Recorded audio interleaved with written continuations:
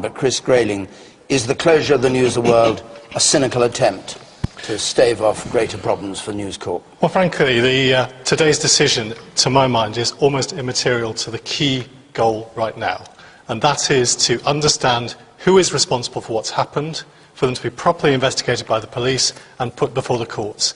I think on Monday, when we learnt about Millie Dowler, and since then the revelations about victims of the London bombings, about the families of soldiers in Afghanistan, this whole affair went to a level that's beyond anything else we've countenanced. It is appalling.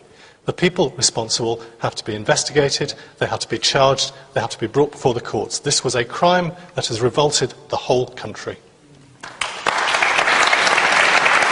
And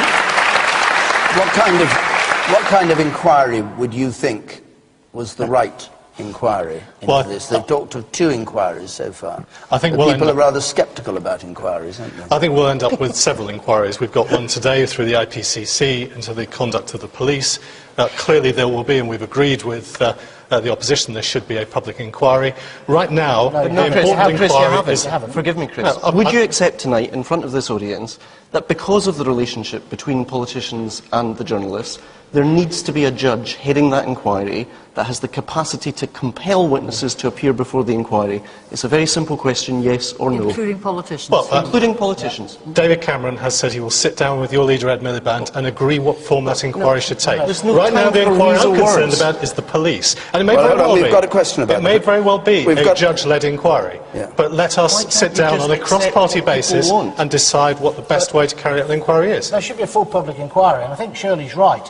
I mean, ever since the last person out of Britain, the Sun front page, when Neil Kinnock was there, and everyone said, oh, the Sun won their election. I don't believe they did. But ever since then, politicians got scared of the red tops. And what happened then was Alistair Campbell and Tony Blair created this relationship with Murdoch. It wasn't just Murdoch as Darth Vader, the evil emperor, because that isn't what he is. It was both of them together. And the Conservatives have continued it. I sat in the office and saw it happen before my eyes. That's why I agree with you, Shirley. I'll put it in my diary. We need a full public inquiry, and it has to be headed by a judge. And I would even say that Rupert Murdoch himself should be called, if that's at all possible. And that's what should happen. You're right.